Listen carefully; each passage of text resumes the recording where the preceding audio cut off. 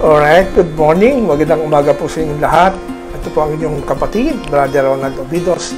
Nandito po tayo uli sa ating pong programang Former Adventist Fellowship Philippines na tuwing Sabado po alas 10 ng umaga sa Facebook Live, sa Back to the Scriptures Today Facebook Live. At tuwing umaga ng araw ng Sabado, lagi po tayong nagtatanghal.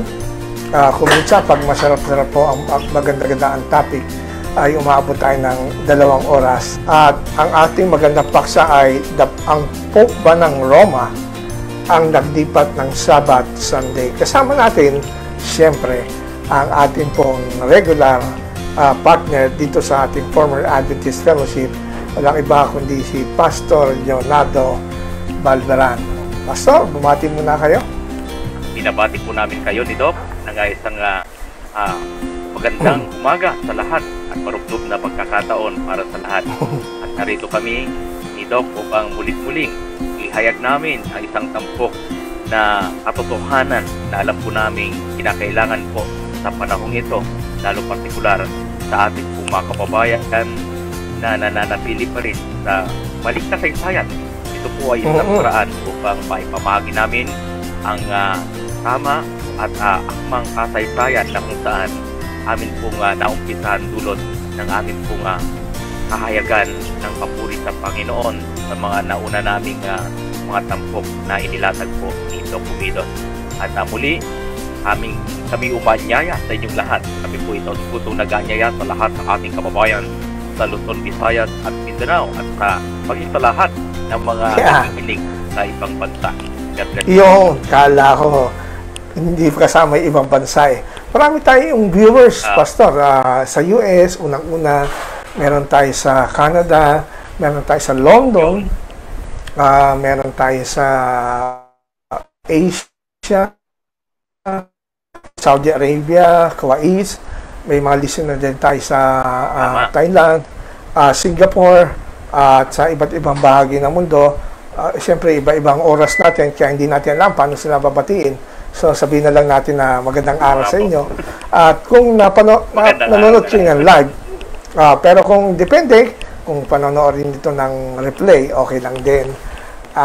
Ito na may pwede nyo i-play ng replay sa ating Facebook page, ano? At pagtapos ina-upload natin to sa YouTube, medyo tanggal lang na, ini-edit ko na yung mga palabok ng konti para direct to the point. Ang Former Adventist Fellowship Philippines, Pastor, yan ito'y binuo nating grupo para ma-organize at ating matipon lahat yung mga dating Adventist na hindi na nagsisimba sa Adventist at umalis na at hindi naniniwala na sa doktrina ng Adventist, ano? At hindi nila alam kung paano magsisimula, hindi nila alam kung anong paniniwalaan nilang doktrina, hindi nila ma-explain, no, kung minsan. Kaya yung iba, they remain nag-stay na lang sila sa kanilang church kasi hindi nila alam kung saan napupunta. Hindi nila alam kung anong paniniwalaan dahil they believe, lalo na yung mga born Adventist na ito na ang paniniwala na nakagisnan ko, dito na ako pinanganak, di ba? Ayun. So, ang purpose ng ating programa ay para tulungan yung mga transitioning Adventist. Pag sinabing transitioning, yung mga nagpaplano, nagbabalak na umalis dahil ng maraming bagay na hindi matanggap. Not necessarily may personal na problema o personal na issue sa church, hindi. May nakapansin ka na hindi pagkakaisa sa doktrina, o yung mga doctrines na nakita mo na wala sa Bible, nakita mo na si Mrs. White may mga false prophecy, hindi ka na naniniwala sa like investigative judgment. So it's time for you to go kung nais mong umalis, at ang Former Adventist Fellowship ay naririto sa inyong naglilingkod sa inyo para po naman kayo ay matulungan sa ganyang bagay. Kasi kami dati, mga former Adventist din. Doon umalis nga ako sa Adventist, ganyan din ako. Sabi ko, napapanood ko yung former Adventist sa Amerika, kila Dale Ratzlaff. Napapanood ko yung former Adventist sa Australia. So far, yun lang alam ko. So sabi ko, kung meron sa Amerika, sa Australia, bakit hindi dito sa Pilipinas? Dahil nakita ko maraming mga former Adventists dito. No? Kaya lang, parang disorganized. Wala silang fellowship. At nataon naman na itong former Adventist fellowship ay naitatag noong 2019. Almost kaalis ko lang nun sa Adventist. Kaya medyo hassle magkaroon tayo ng conference na makita-kita tayo. Kasi pandemic, no? Hindi tayo pwedeng social distancing ang problema natin, no? Limitado tayo. Pero after the pandemic, loobin ng Panginoon na tayo magkakaroon ng fellowship at least once a year. Gaya ng gawa ng former Adventist fellowship, di ba, Pastor? Once a year. Tapos subukan natin na iikot tayo sa mga lugar, Luzon, Visayas, Mindanao, kung saan may invitation. Pero so far, siguro mag-concentrate muna tayo dito sa Luzon, no, sa Metro Manila. At igagather natin yung mga dating Adventist na hindi na nakapagsimba sa Adventist at yung mga ayaw na sa Adventist. Ano? At ito po ang purpose ng former Adventist Fellowship. Itong podcast, para naman po makarinig din kayo ng paliwanag na bukod sa nakagisnan yung paliwanag bilang Adventist. Maunawaan nyo kung bakit ganoon, bakit ganito, ano bang mali, ano bang tamang paliwanag sa Bible. Kaya gaya ng ating topic ngayon, ang Pope ba ng Roma ang naglipat talaga ng Sabbath to Sunday. Di ba, Pastor? Ganda niyan. Kasi tayo, nakagisnan natin na pag sa Adventist, naku, huwag kang magsimba ng linggo. Kasi gawa lang ng Papa sa Roma yan. Pag nag-Sunday keeping ka, Katoliko ka, ganyan-ganyan di ba? Yan ang mga panakot natin di ba, Pastor? Lagi natin sinasabi, lalo pag nagkukusid ako, papagawanag ko yung Sabbath keeping. Sasabihin ko lang, Sabbath is, ang Sunday ay produkto ng Roma. Gawa lang ng mga pagan worshippers, mga pagan Sunday worshippers na nag-worship sa araw. At pagkatapos nung si Constantine ay naging emperor na naging Kristiyano, ay inadapt niya yung as a Sunday, sun worshipper, inadapt niya yung Sunday at ganyan itong ginamit niya, influensya niya para maging sikat ang Sunday at makalimutan ang Sabado. Ganyan no? Kaya lilinawin natin yan. Kasi in fairness, yung mga nag-aral talaga, yung mga may time mag-theology, magbasa ng Bible, kagaya nyo, Pastor, kagaya ko rin. Malikot ang isip natin Natuto tayo magbasa ng history, kasaysayan, at alam na natin kung paano maghanap, mag-research. Nakita natin na maraming inconsistencies sa claim na ito ng Seventh-day Adventist. So, ang concern natin ngayon, yung mga kaibigan nating Adventist na wala masyadong access sa mga scholarly works na ganyan. Yung sa mga Adventist na hindi masyado familiar paano alamin ang history talaga. Na lagi lang naririnig yung side ng Adventist, di ba? Siyempre, pag naririnig mo yung laging side ng Adventist at pastor pa ang nagsasalita, isipin mo, baka tama nga. Ang Papa ng Roma ang nagsimula ng Sunday keeping at Roman Catholic institution ito. Kaya ako, bilang Adventist, sasabihin ng mga Adventist, ako, dito ako sa Sabado. Dahil ito talagang nasa Bible, nasa Ten Commandments, hindi gawa ng Pope, So, dyan lang po kayo mga kaibigan, at kaming dalawa ni Pastor ay magdi-discuss ng topic na ito for our good. Sa umagang ito, binabati natin yung ating mga viewers. Dito si Wilbert Manlapas, Happy Sabbath in Christ po, watching po. Happy Sabbatismos.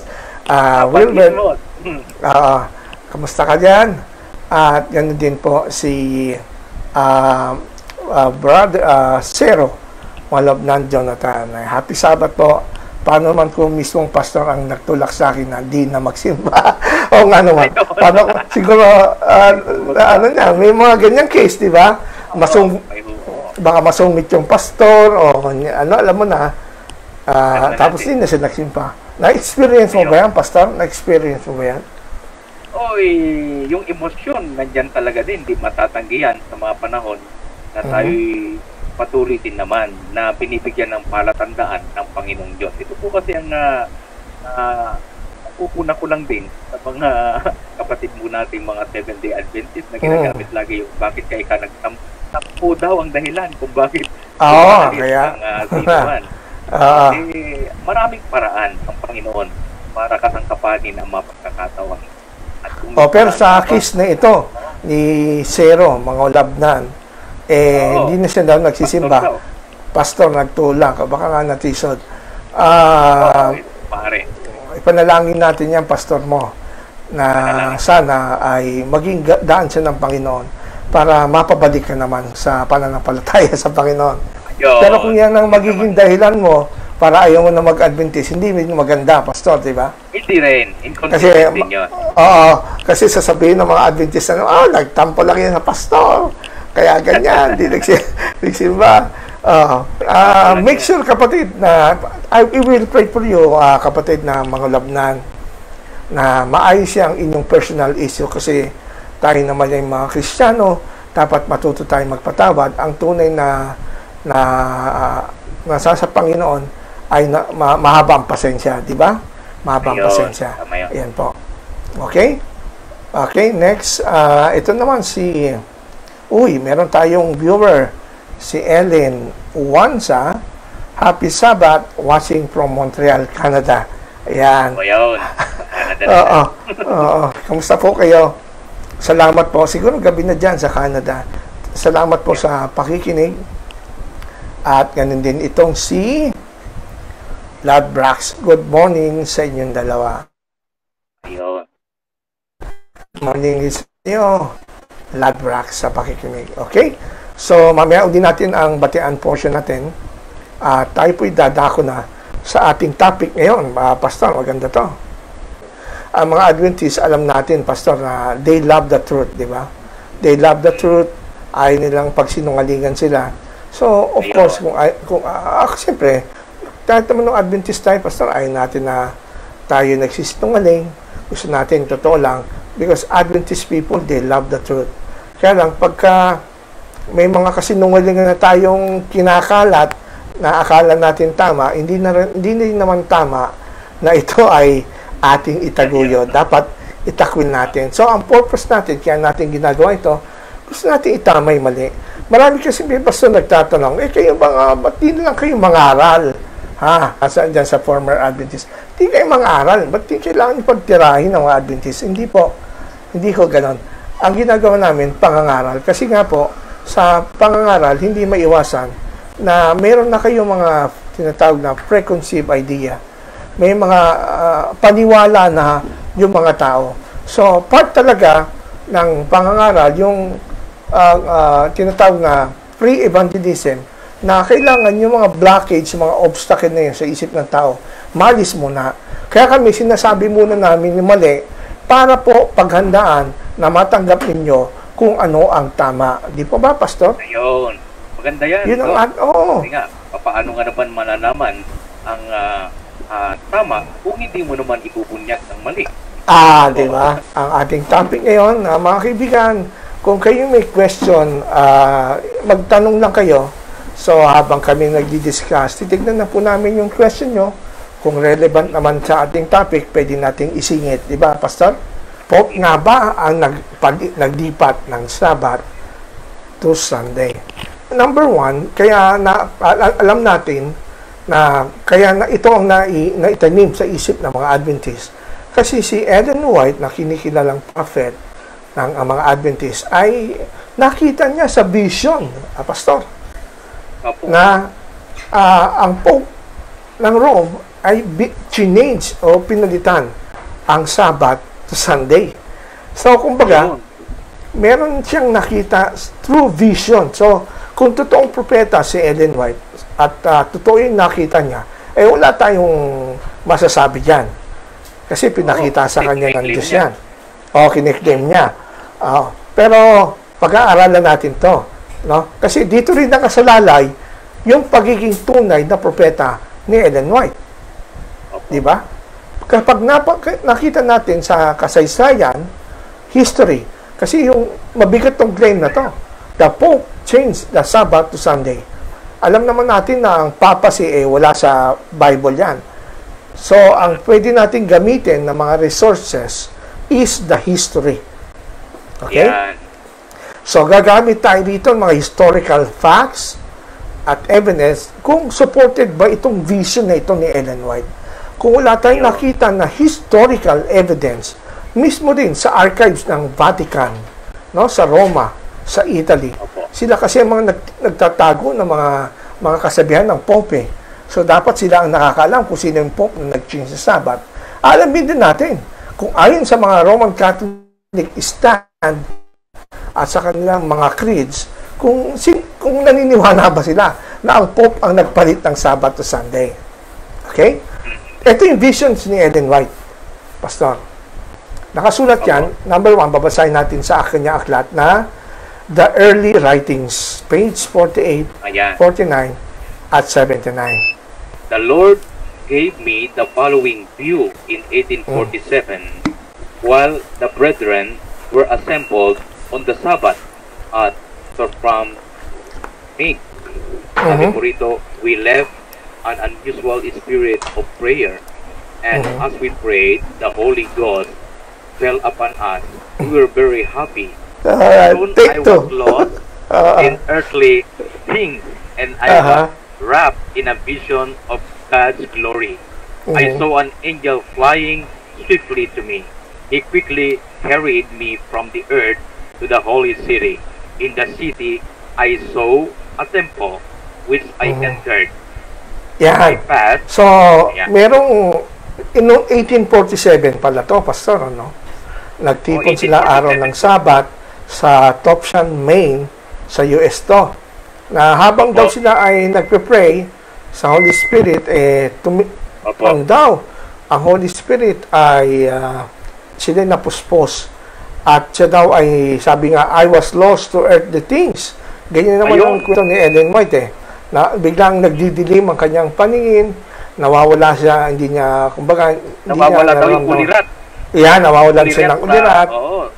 At siya nababalot sa pangitain. Visions of God's glory. And ano nakita niya? Angel flying swiftly to me. Merong anghel. Na may anghel na naman. Yan na nakakatakot yan Naalala mo ba yung sa last time pinag-usapan natin? Galatians 1:8. No? Kaya kami o anghel ang mag-aaral sa inyo ibang ebanghelyo. Tuwing sasabihin ni Ellen White, I saw an angel, kinakabahan na ako Okay? Oo, naalala ko rin po yun lagi diba? He quickly carried me from the earth. Yan. Dinala daw siya ng anghel from the earth mula sa Topsham, Maine, US to the holy city sa langit sa Jerusalem, sa New Jerusalem. In the city, I saw a temple. Nakita niya yung temple kung saan siya pumasok. And then, sabi ron, Jesus opened them and I saw the 10 commandments written on them with the finger of God. O nakita niya mismo yung 10 commandments pala. Kasi umakit siya sa langit through vision. So in one, sabi rito, and one table were 4 and other on 6. So, but the fourth, ito napansin ni Ellen White, the Sabbath commandment shone above them all. So, nakita doon niya sa templo, sa langit, nung buksan niya yung mosoni, yung Ark of the Covenant, nag-iilaw daw yung ika-4 na utos, yung tungkol sa Sabbath commandment. Napakalinaw daw ng liwanag na may halo pang araw The Holy Sabbath looked glorious. A halo of glory was all around it, sabi ng kanyang pangitain. No? Ito pa, yung huli. I saw that God, I saw. Every time na gamitin ni Ellen White yung word na saw, nakita ko, tumutukoy palagi yan sa kanyang vision. So, nakita ko sa vision, sabi ni Ellen White, na hindi binago ng Diyos ang Sabbath. For He never changes.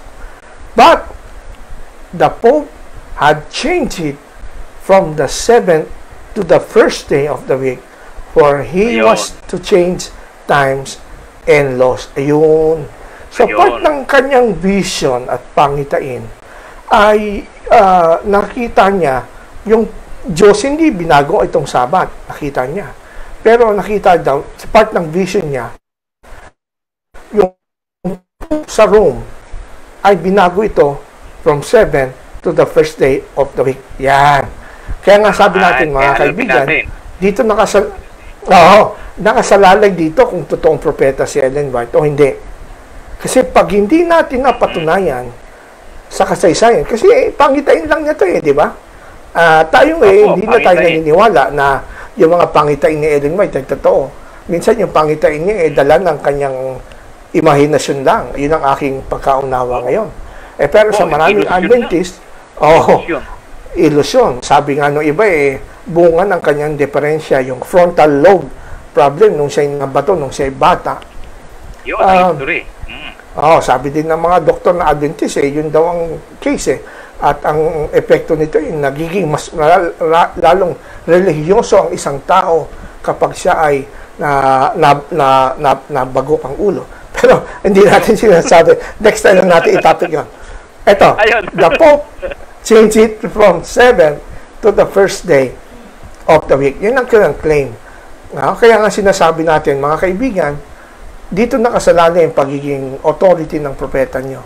Pag hindi ito napatunayan sa history, at ito yung labag, kahit sa Bible, ay pasensya na lang, ang logical outcome nito, of course, guni-guni lang ni Ellen White yung kanyang vision. Ayan. Okay? Hulaan po, Doc. Eto pa. Doon sa early writings din, page 79. Doon sa subtitle na Mark of the Beast, Sige nga, Pastor, pakibasa mo ulit ito. Sabi po rito, in a view given June 27, 1850, my accompanying angel said, time is almost finished. Do you reflect the lovely image of Jesus? The Pope has changed the day of rest from the 7th to the first day. Ayan. He has told, yan. Nabanggitan naman dyan. Ang context yun, yung Mark of the Beast, yung 1850 naman to. Yung binasa natin kanina, 1847. Ito naman, 1850.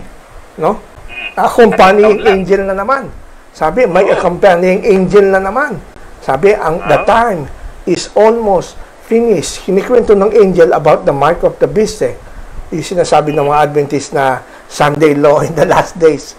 At nakita niya na part ng fulfillment ng prophecy na ito ay yung the Pope has changed the day of rest from 7th day to the first day. Nagtataka lang ako, Diyos na pala ang nagpakita, kung totoo na totoong vision ito ni Ellen White galing sa Diyos. Diyos na pala ang nagpakita ng vision ito kay Ellen White. Bakit hindi pa sinabi yung pangalan ng Pope? Ayun, Diyos na mismo. Kasi Diyos na rin lang, dapat i-detalye na. Dinitalye nga. Tsaka mapapansin mo, Pastor, ngayon, mga mangangaral, kahit ako, kahit ikaw siguro, Pastor, ngayon sa pangangaral natin, para patunayan na ang Sunday ay Mark of the Beast. Lagi lang natin sinasabi, it is papacy. The papacy. Iba kasi yung papacy sa Pope, di ba, Pastor? Opo. Ano ba pinagkaiba ng papacy sa Pope, bukod sa spelling? Yung pangangasiwa. Yung sa panahon ng pangasiwa ng Pope, papacy. Ayun. Yung Pope mismong yung Pope na mismo. Yun ang sistema. Papacy is the system. Hindi yan individual. Ang Pope, individual. Yan po, mga kaibigan. Yun ang explanation ng mga Adventist. Kaya lagi kong sinasabi noon, pagka ang audience ko ay mga Katoliko, pasensya na po kayo, hindi ho namin inaatake ang Pope.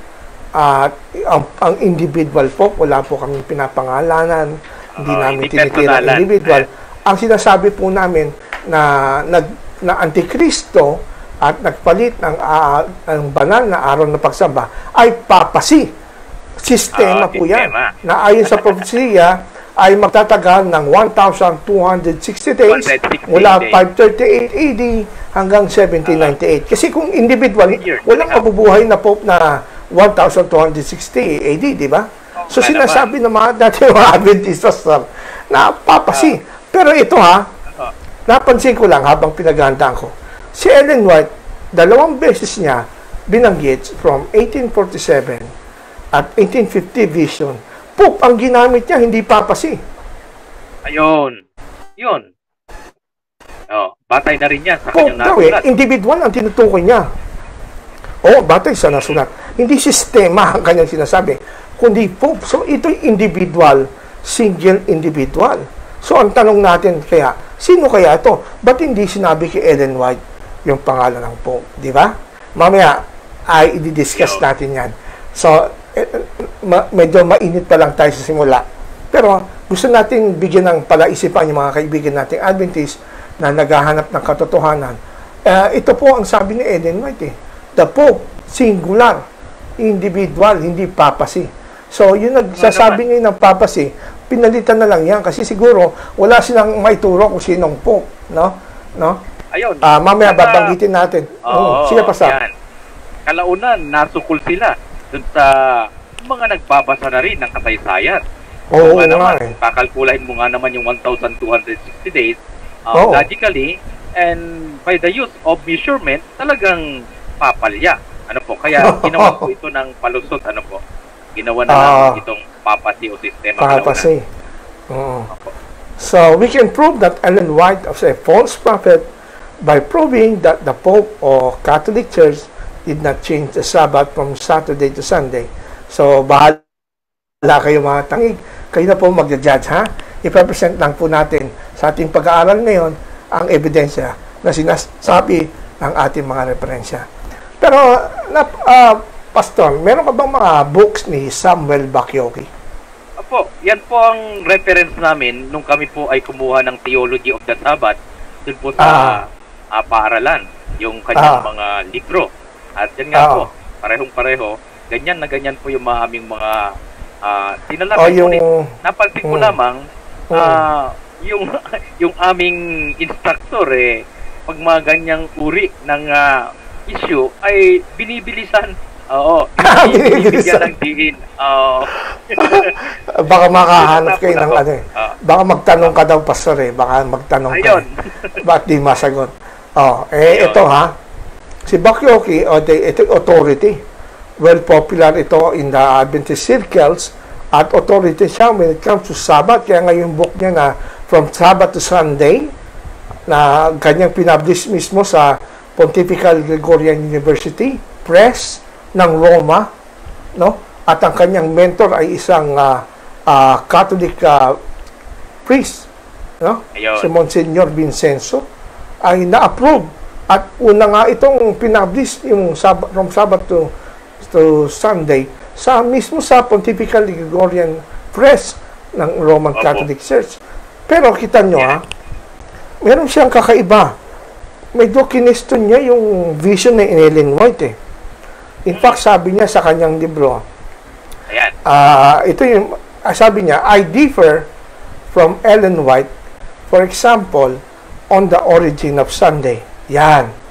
She teaches that in the first centuries, all Christians observed the Sabbath, and it was largely to the effort of Constantine that Sunday keeping was adopted by many Christians in the 4th century. My research shows otherwise. If you read my essays, How Did Sunday Keeping Begin, which summarizes my dissertation, you will notice that I placed the origin of Sunday keeping by the time of the Emperor Hadrian in AD 135. Ayan, doon siya naiba kay Ellen White. Noong time ni 2nd century ito. Hindi ito sa time ng Pope. Wala pang papacy during 135 AD. Wala pa po. No? Wala pa pong Pope yan. Sa bagay nito ay malakas ang loob kasi itong sinasabi ng ebidensya. Kailangan sundan mo kung ano yung sinasabi ng ebidensya. Hindi yung sinasabi ng kung sino-sino lang na walang authority. At alam din ng mga Adventists, they know that Ellen White is not an authority when it comes to history. Kaya okay lang itong sinabi ni Bakyoki, kung ako'y Adventist pa, mag-agree ako na mag-disagree siya kay Ellen White. So, ibig sabihin, si Bakyoki, hindi siya naniniwala na sa vision ni Ellen White noong 1847, 1850, no, Pastor? Pinabulaanan niya ito, mariin, sapagkat bukod tanging na siya po ay nasa dissertation, ay hindi dissertation. matagumpay yung kanyang dissertation kapag susundan pa rin niya yung vision ni Ellen White, samantalang history na nagsasalita na ito ay hindi tama. So, kahit ako nung ako'y from Jehovah's Witnesses, 1995, na-convert ako sa Adventist. Nagandahan ako sa, ang mga una kong binasang books ay yung mga aklat ni Samuel Bakyoki, yung From Sabbath to Sunday, tapos Sabbath in the New Testament. Yun ang pinag-aralan ko, sabi ko, doon ako nakumbinsi talaga na ito pa na totoo ang Sabbath. Pero nung nakita ko na sumasalungat na kay Ellen White, mas tiniwala ako kay Bakyoki kaysa kay Ellen White pagdating sa bagay na yan. Natatandaan ko pa nga, Doc, dagdag ko lang. Nung kami po ay nasa college, ay may mga ugong-ugong na rin na di umano si Samuel Bakyoki ay nakianip di umano sa G-Suite at siya din umano po ay hindi umaayon sa mga ilang mga doktrina ng Seventh-day Adventist. At ito na nga po ilan sa pilit na kinokontra o dinidepensahan ng mga nagsasabi niyan. Sapagkat si Samuel Bakyoki ay nagtala ng kasaysayan kontra sa pangitain ni Ellen White. Oo. Na-encounter ko yan. Madaming naninira sa kanya at gumawa din siya ng pansagot diyan. Pero si Bakyoki pinapaniwalaan ng mga mga scholars siya ng Adventist Ayan. Ginagamit din siya ng Biblical Research Institute. So mas reliable ang kanyang pag-aaral. Ngayon, meron bukod naman sa kay Bakyoki, may mga Adventist na nagsasabi na si Constantine nagsimula ng naglipat ng Sabbath to Sunday. Na-encounter mo ba yan, Pastor? Opo. Diba? Lalo na yung mga layman na yung mga layman na mahilig makipagdebate sa tabi-tabi. Si Constantine lang ang nagpalit ng Sabbath to Sunday noong 321 AD. Pero ito mga kaibigan, pagkakataon na para may tuwid na po yung mga ganyang mga haka-haka. Para hindi ho tayo problema at sumakit ang ulo natin. Mag-stick lang tayo sa totoo. Kaya ang problema sa Adventist, hindi nagkakaisa Iba-iba Halimbawa, dito sa Seventh-day Adventist Belief, 28 Fundamental Belief to, 2005 edition, sa page 293, about Constantine, itong sabi, Pastor, the 4th century saw the introduction of Sunday laws. Yan. 4th century, tandaan nyo, nakita ang introduction ng Sunday law. First Sunday laws of a civil nature were issued. Then came Sunday laws of a religious character. The Emperor Constantine decreed the first civil Sunday law on March 7, AD 321. Okay? So, ang first Sunday law, tandaan nyo, sinasabi na maliwanag ng inyong aklat na 28 Fundamental Belief, ang deklarasyon na ito ni Constantine, yung decree na ito, ay tinatawag na First Civil Sunday Law. Pag sinabing civil, Pastor, hindi ito ecclesiastical. Hindi ito ecclesiastical o church law. Okay? Ang claim na ang Papa ang nagpalit ng Sunday, ang Sabbath to Sunday, ay ecclesiastical law. Yan ang pagkakaiba niyan Hindi ito civil law. Ibig sabihin niyan, si Constantine, Sunday worshipper siya, pero alam niya na bago ang kanyang panahon, noong 4th century, marami ng Christians ang nag-worship every Sunday. Ang sumasamba sa Panginoon. Nagistan niya. Nagistan niya na yun. Oo. Ngayon, nag-decree siya ng Civil Sunday Law noong AD 321. Sabi ganon, on the venerable day of the sun, sa ibaba, let the magistrates and people residing in the city rest and let workshop be closed. Pero dun sa mga agriculture na nag-i-engage doon sa mga agriculture, yung pagsasaka, pwede naman magtrabaho pag Sunday. Diba? So, hindi ito Sabat. Hindi ito Sabat, hindi o Sabat na Sunday. Maraming nagkakamali mga layman, no? Si Constantine, nagpanit ng Sabat o ginawang Sabat ang Sunday. No, hindi nga Sabat ang Sunday. Para kay Constantine. Bakit? Dun sa declaration niya na magpapahinga lang yung mga tao at mga magistrates, pati yung mga workshop sarado. Pero sa mga countryside, yung mga magsasaka na nag-aani ng mga bukid, pwede magtrabaho. So, hindi ito Sabat na kagaya ng mga Sabadista. Diba? Kaya nga civil law ito. Kung Sabat talaga yan, Dok, di pati po yung pagtatanim, pagbubukid. Yan. Titigil, uudot yun. Ayun. Kasi nga hindi yung konsepto ng Sabbath keeping, sa Exodus 20, verse 8, kung yun ang susundin. Kaya nga po, yung pong pagkasibil nito, yun ang nagtatakda na kinakailangan talaga ang ekonomiya sa panahon po ni Constantine dahil kasibil nga ang kanyang nature. Totoo yan. Kaya mga kaibigan, if you love the truth, stop spreading rumors, lies, and myths. Alright. Ito ngayon, tayo magsisimula na sa exposition. Involved dito yung pagiging propeta ni Ellen White. The alleged change of the Sabbath by the papacy did not exist until 538 AD. Kung susundin natin ang theology at doctrine ng Adventist, ang primacy of the Pope or papacy ay hindi nagsimula kundi noong 538 AD lang. Yung sinasabi nilang 1,260 years. Doon lang nagsimula. Pero, pag-aalalan natin mamaya, Pastor, na bago pa mag-538 AD, marami na pong mga Kristiyano from the first century ay nagsasamba na ng linggo. So, ibig sabihin, wala pang Pope, wala pang papacy. Kasi sabi ng Adventist, 538 AD, ba't meron na nagsisimba ng mga Kristiyano na linggo? Wala pa palang Pope. So, therefore, hindi galing sa Pope yung pag-change ng Sabbath to Sunday. Nasukol na. Nasukol na.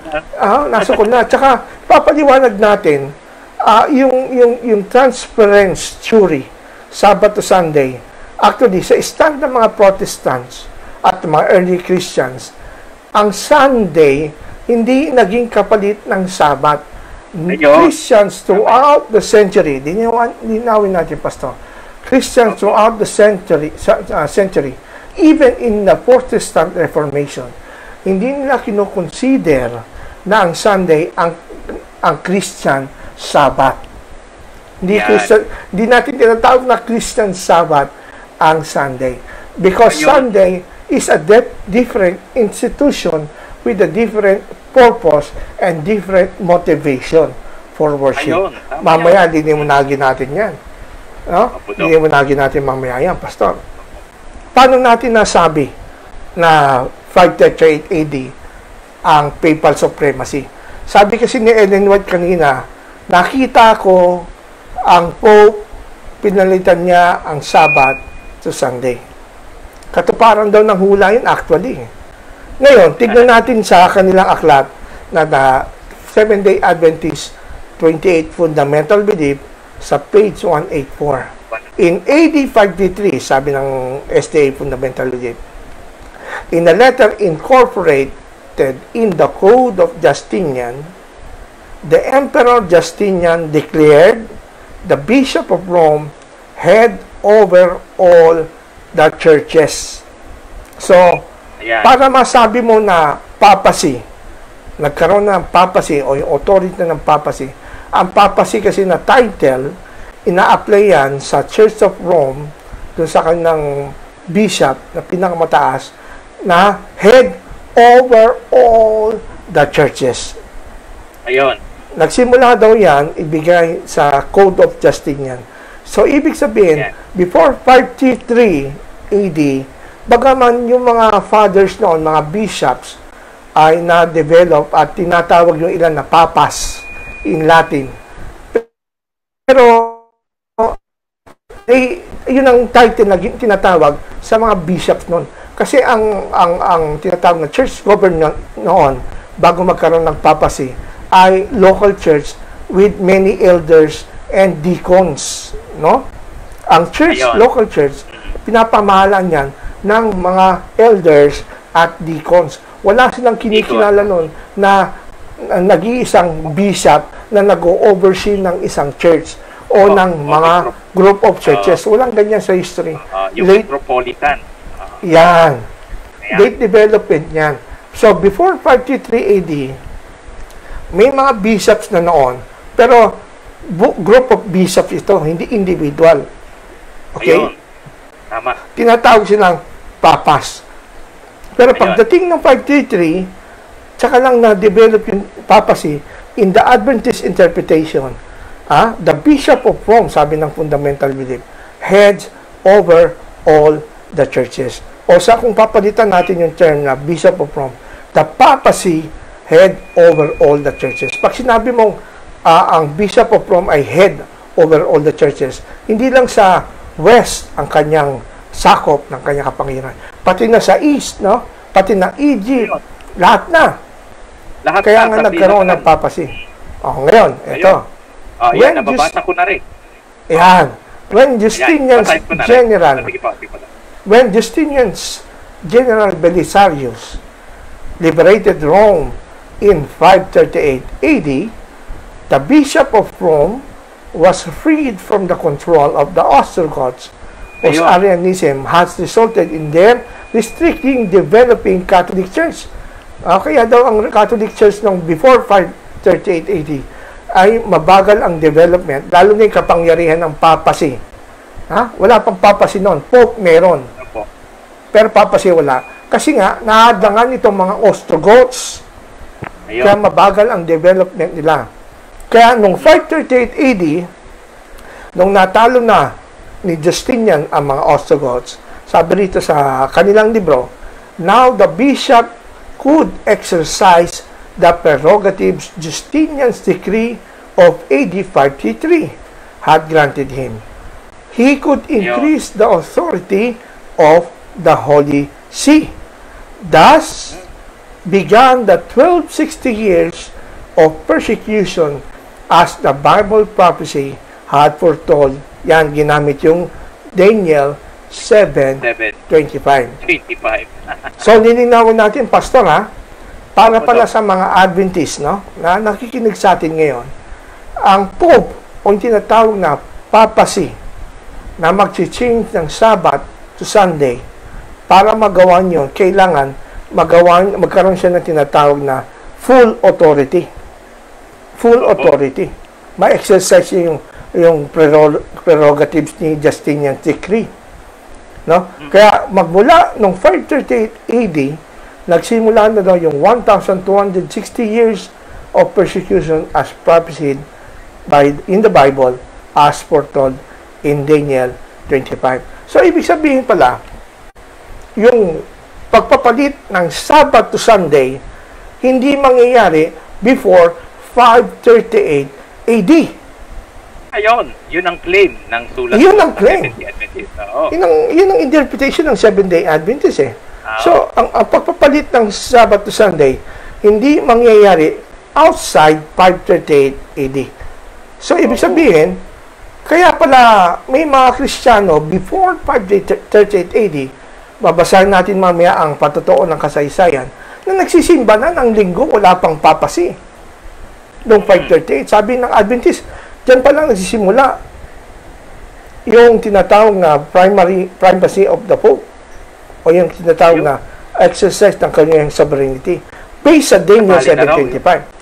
So, basahin natin. Yung persecution. Kasali na rin daw doon. Sige, Pastor, basahin na, pakibasa mo itong Daniel na prophecy na sinasabi nila.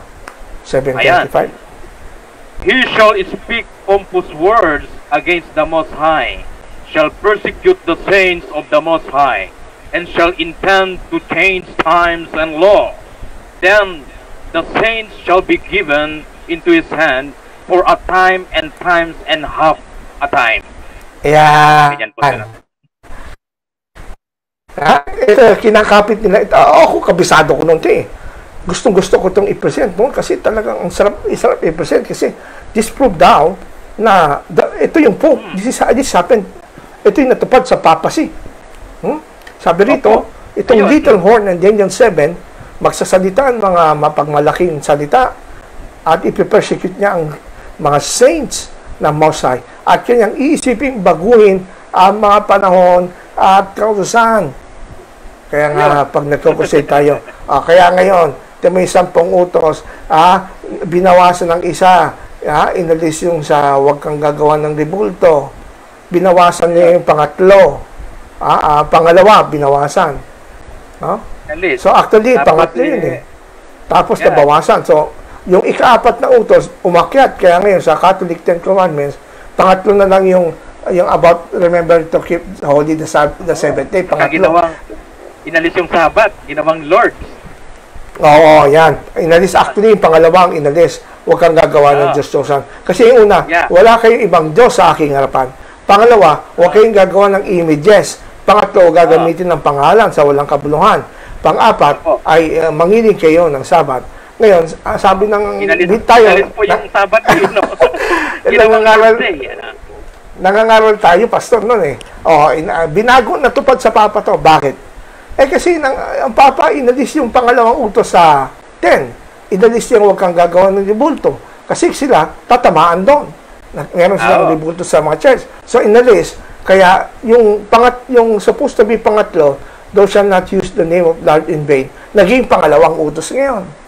Tapos yung remember to keep the Sabbath, imbis na 4, naging pangatlo. So, siyam na lang. At yung ginawa ng mga Catholic, yung pang-10, hinati sa 2. Thou shall not covet your neighbor's wife, thou shall not covet your neighbor's things. Ganun tayo nun eh. Mambola ng mga tao. Pero, ataos and law. Kasama dun yung Sabbath. And intend to change. Ito ngayon, pastor, tanong natin. Sige, sabihin na natin tama ang interpretation ng Adventist. Pero sa susunod natin mga episode, i-discuss natin kung kanino natupad talaga itong Daniel 7:25. Ayun. Okay, so sabihin natin yung salitang intend dyan. Kung and shall intend.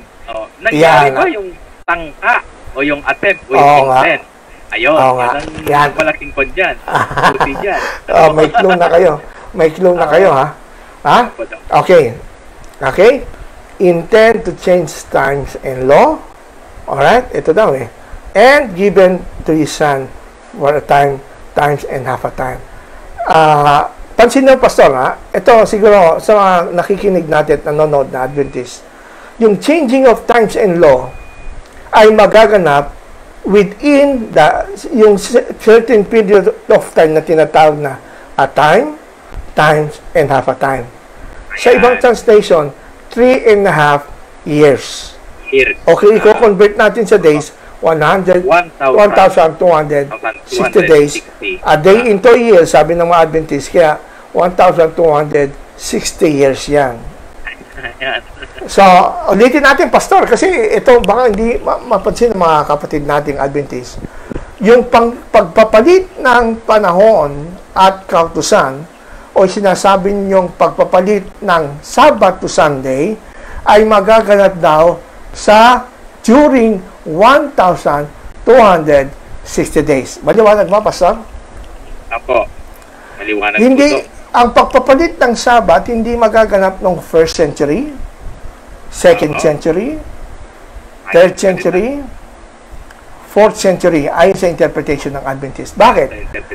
Kasi yung changing of times and law, ayon sa prophecy ni Daniel, ay magaganap during 1,260 years. Kailan ba mag-start yung 1,260 years? Sabi ni Ellen White sa The Great Controversy, pastor. Ayan. Sa page 374, sige pakibasa. Times and the dividing of time, Yan. 3 years and a half, Yan. or 1,260 days of Daniel 7, the time during which the papal power was to oppress God's people.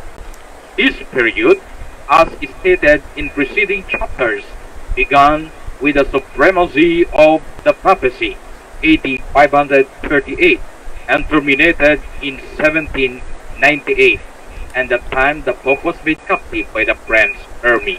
Kaya maliwanag yan. Si Ellen White na nagsabi, Pastor, yung binabanggit pala sa Daniel, na yung pagbabago daw ng kautusan, sabi na Adventist changing the Sabbath to Sunday, ay magaganap sa tinatawag na a time and times and half a time, o yung 3.5 years, o yung 1260 days ng Daniel 7. Kailan ba nagsimula daw yung 1260 days o years? It began with the supremacy of papacy, sabi ni Ellen White, noong 538 AD at nagtapos noong 1798.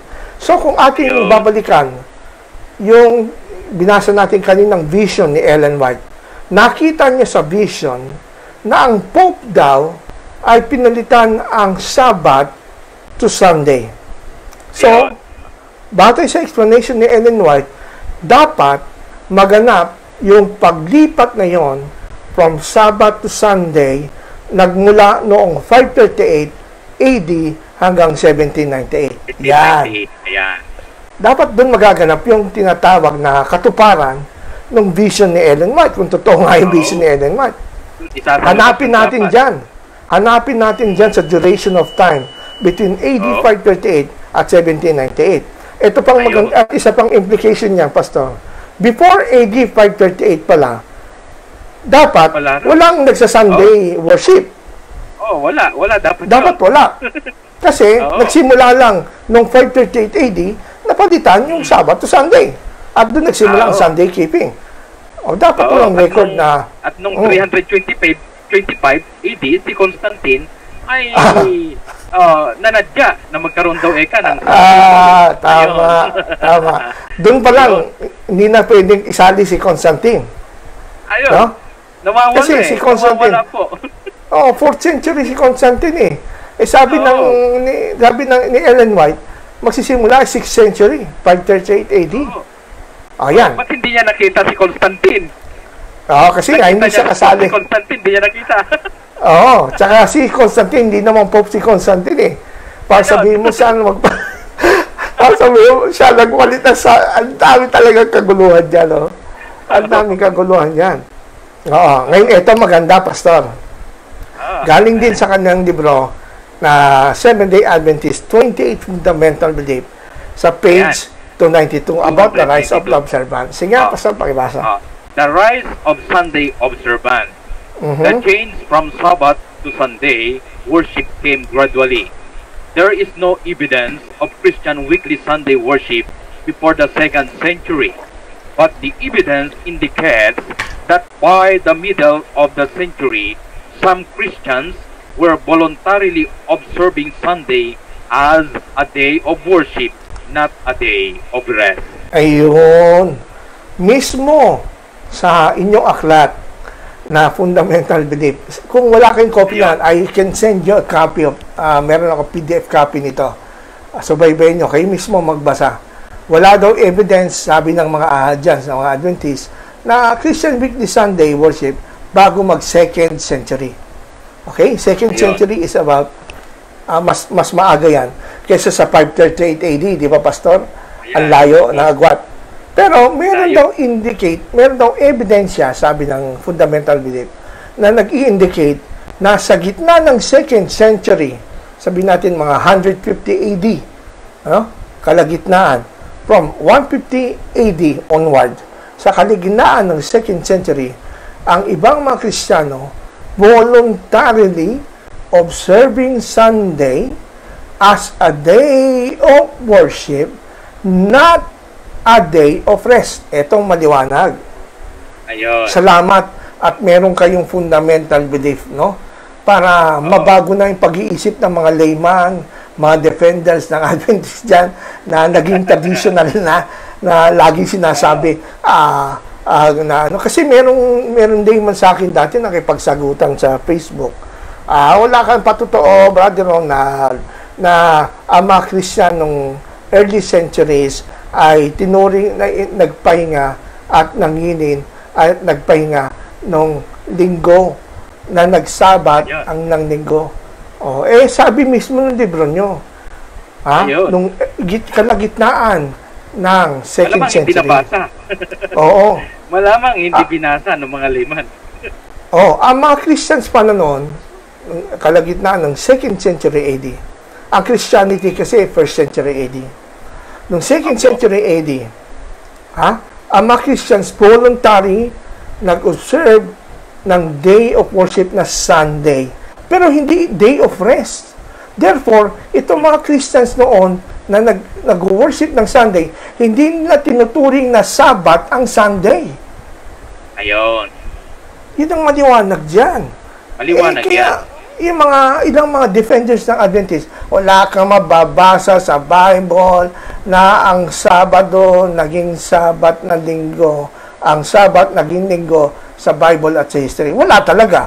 Sabi mismo ng libro niya ang mga Christians noon, bago ang 538 AD, bago nagkaroon ng papal supremacy, they will voluntarily observing Sunday. Meron kasing mga layman, pastor, saan bababasa ka ba na inutusan ang mga Kristiyano na manginin ng linggo? Ganyan Ayun. Para bang ginagawa nilang parang Sabat na may utos. Pero sabi mismo ng inyong fundamental belief, maintindihan ko kung bakit hindi niyo alam to. Maaaring hindi nabasa, kaya mamimigay tayo Christians were voluntary. Pag sinabi voluntary, kusang loob. Observing Sunday as a day of worship. Hindi dahil may utos o inutusan. Kaya mali yung tanong nyo. Kaya pag ako tinanong, pastor, may babasa ka ba, Brother Ronald, na mga Kristiyano, inutusan, manginin na linggo? Ang sagot ko dyan mali ang tanong mo. Mali. Mali. Kasi hindi mo pwede sagitan, hindi. Mali. Bakit? Wala nga utos Sabi mismo ng fundamental belief, Christians were volunteer. Tama, volunteer. At saka mapapansin natin dyan, Doc. Sinabi nila na may kusang mga Kristiyano na nag-assemble ng worship during that time sa kalagitnaan. Pero hindi dyan sinabi at pinatotohanan na may kusa rin na mga Kristiyano na nag-assemble ng Musawik Sabat. Ayun. Wala. Sinabi. Wala. Sinabi lang dyan na mga kusa, yung mga nag-Sunday, pero hindi mapatotohanan na may kusa rin doon po sa Musawik Sabat. Ayan. Actually, wala silang mababasa mga Adventist. Ito, challenge ko sa mga Adventist lalo yung mga debater niyo dyan.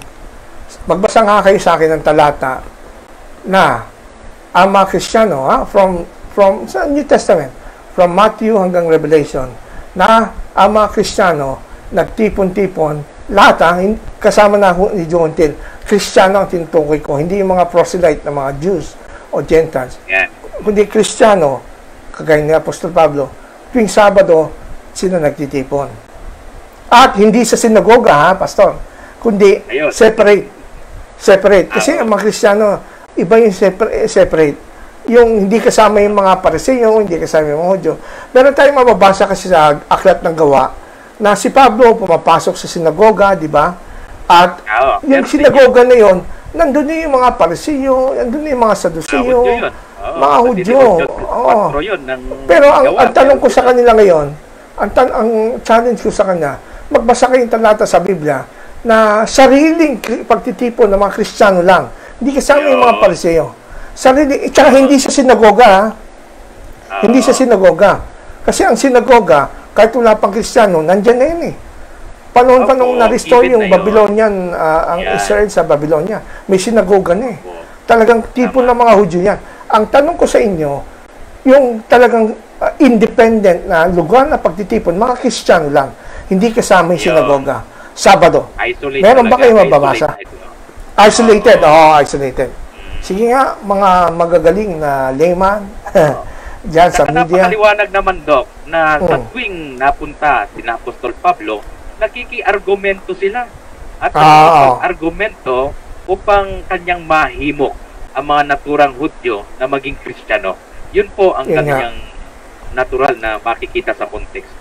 Ang argumento ng mga Adventist, ang mga apostol, pati si Jesus, nangingini ng Sabat, tuwing Sabado nagsisimba. Tama! Saan nagsisimba? Sa sinagoga eh.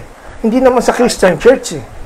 Ang tinatanong ko sa inyo, may mababasa ba kayong talata sa Bible from Matthew to Revelation na ang mga Kristiyano nagsimba sa Christian Church, hindi Ayun. sinagoga. Hindi ko rin sinasabi Ayun. na kailangan wala pa naman simbahan noon na tinatayo malalaki kagaya ngayon. Oh, So, ibig sabihin, nagtipon-tipon lang sa puro lang Christians na Jews at Gentiles. Sige, Ayun. meron ba? Hindi sa sinagoga. Meron ba? Pakisuyong nga Wala. po, mga kaibigan. Wala eh. Pero Sadya- may mababasang linggo sa 20, Oh, versikulo 7 ng yeah, sa Gawa Oo, 27. may patunay talaga na Nag-breaking linggo of bread unang sila araw. daw. Nag-breaking of bread. Opo. Tama. Yan ang sabi nga ng kanilang Andrews Study Bible. Ito yung unang pagkakataon na mababasa natin na mga Christian nagtipon ng linggo sa Acts 20 verse Opo. 7. Eh, Ayun. yun outside the synagogue yun, di ba? Sa Acts 20 verse 7. Oo. Hindi sa synagogue yan.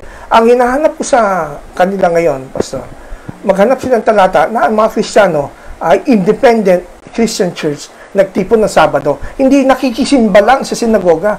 Ang mga Kristiyano nun, nakikisimba lang. Kaya nga dumating ng first century, nagkaroon ng minim, kung tawagin, yung sumpa, curse, ang sinagoga, na bawal lang pumasok ang mga Christian sa sinagogue. Nung first Ayun. century, nagkaroon ng ganyan eh. Ayun. So, Nangyari ibig sabihin, yun, nangyari po yun. oo, nangyari. Bakit ganun? So, sige nga, pakiitlungan nga kami ni Pastor Balbaran. Tingnan natin, baka masagot nyo. Si Bakyokoy, walang nabigyan na talata eh. Ewan ko lang ito ating mga layman ngayon. At nga, Yes. Pastor, dito Yan, tayo try ngayon. po natin yan. Ito po. Puntahan natin ngayon, kasi sabi rito sa binasa natin sa kanyang aklat, nung 2nd century pa lang, bago pa magkaroon ng papacy, ang mga Christians nag-volunteer ng mag-worship ng Sunday, pero hindi bilang Sabbath, not a day of rest. So dito pa lang, mali na si Ellen White eh. Yan. Dito pa lang, false prophet na si Ellen White. Sabi ni Ellen White, false na, ang papacy, ang Pope, nag-change ng Sabbath to Sunday. Wala pa palang Pope ng 2nd century. Wala pang papacy niyan. Pero nag-worship na sila ng Sunday. In fact, babasahin natin ngayon yung mga evidence, ilang evidence, sa susunod natin tatalakayin marami, na may mga Christians na nga nagsisimba noon time na yun. Wala pang papacy na Sunday.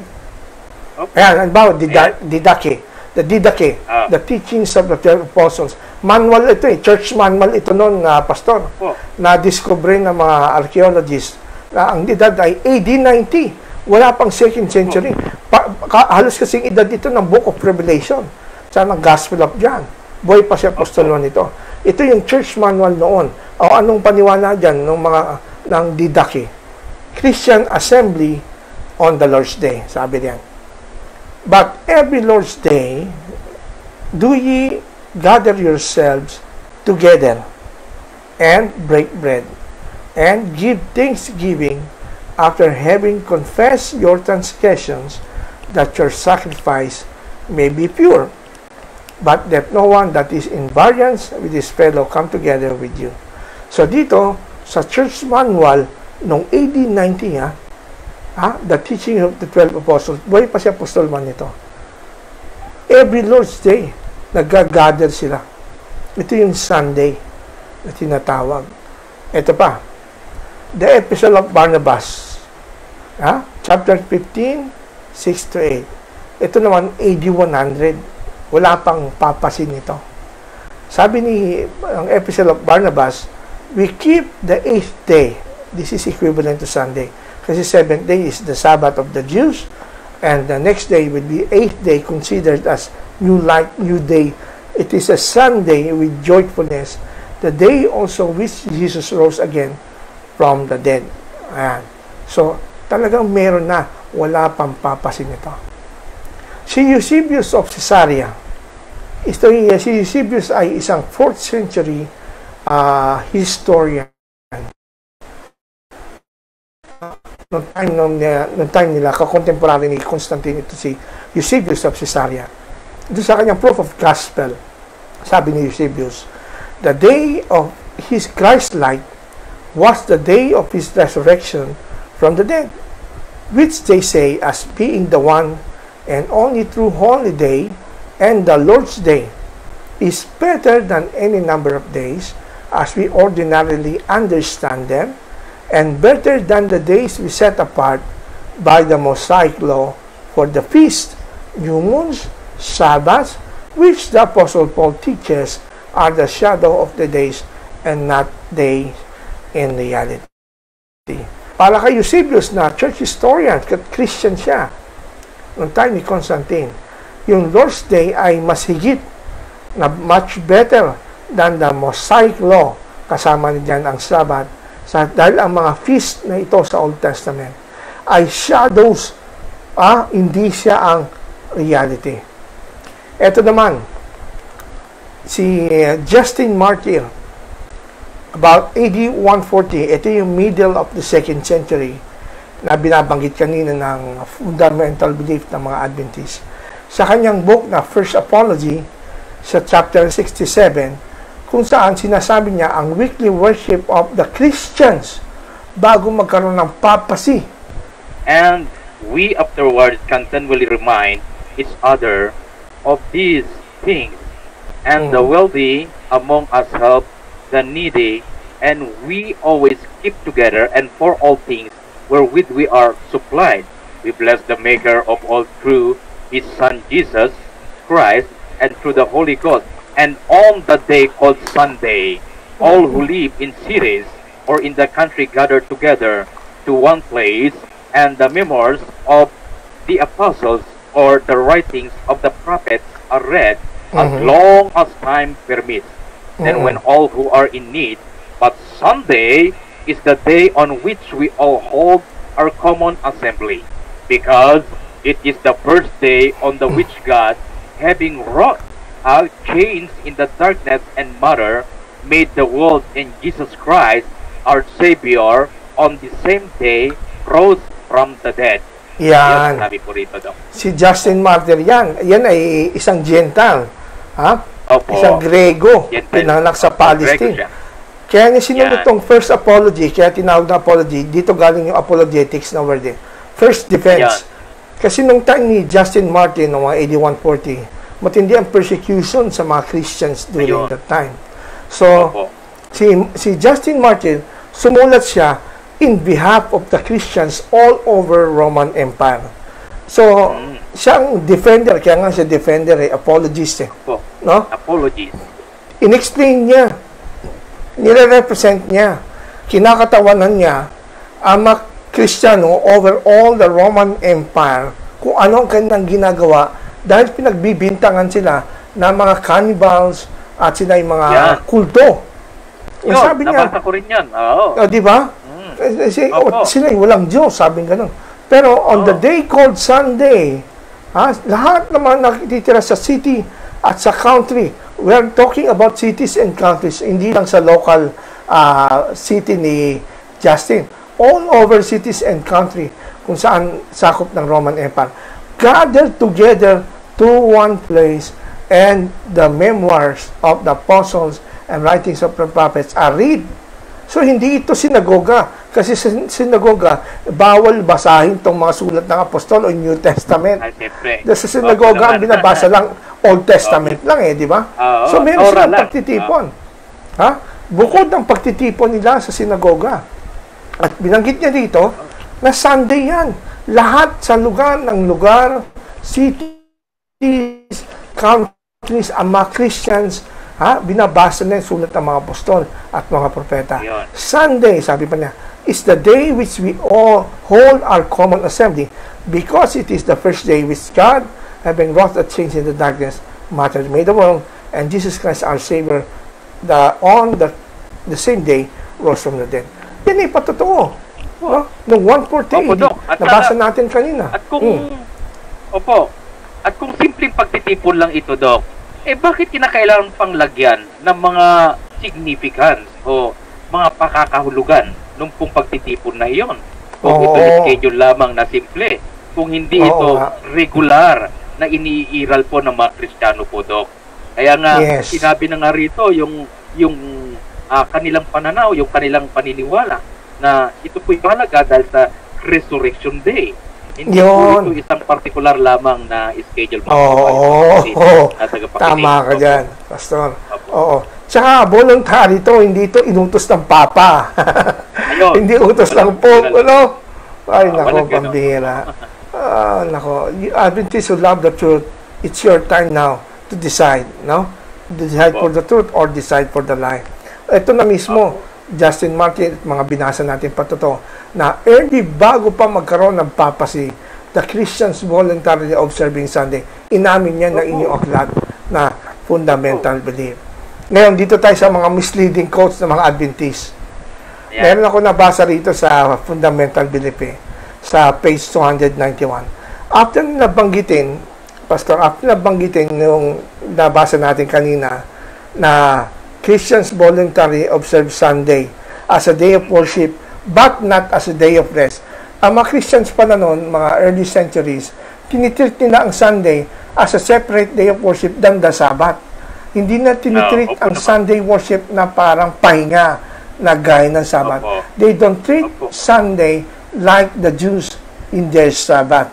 Ngayon, itong inconsistencies na nakita ko sa fundamental belief. Kaya nasabi ko misleading quotes. Sa page 291, ibaba lang ang pagbasa, attempts to change the day of worship. Ginamit nila dito yung Catholic Cardinal James Gibbons. No? Sabi kasi nila, mga Adventists, nowhere does the Bible authorize a change from the day of worship God made in Eden and restated on Sinai. Other Christian Sunday keepers themselves have recognized this. Catholic Cardinal James Gibbon once wrote, "You may read the Bible from Genesis to Revelation, and you will not find a single line authorizing the sanctification of Sunday. The Scripture enforced the religious observance of Saturday." Diba, nung tayo Adventist, pag nagko-crusade, we are very proud na basahin natin. Kita nyo na. Paborito natin yan, no? Paborito natin. Wala kang mababasa kahit isa na nag-authorize sa Bible from Genesis to Revelation. Sabi mismo ni Cardinal James Gibbon na nag-authorize na pagpapabanal ng linggo. Ang kasulatan ay ini-enforce ang observance ng Saturday. Samantalang noong Adventist pa ako, wala akong question dito. Kahit siguro ikaw. Wow, sabi, paborito sa atin. Panlaban sa debate. Ito, yun ang pananaw ko din Magagamit ko ebidensya. Pero nakalimutan nila, Pastor, yung kanilang quote, babalikan natin sa page 292 to Page 292, yun, page 291 kay Cardinal Gibbons. Sabi nila, Christians were voluntarily, in the middle of the 2nd century, observing Sunday as a day of worship, not as a day of rest. So, ang mga Christians na nag-observe nung early 2nd century, they observe Sunday, hindi bilang Sabbath. Hindi na tinuturing na Sabbath ang Sunday. Pero dito sa quotation, ito rin libro nito, wala naman mababasa na ang Sunday ay Sabbath. Tama naman. Hindi naman tinuring ng mga Kristiyano na Sabbath ang Sunday. Kayo na mismo nagsabi, di ba? Anong point dito?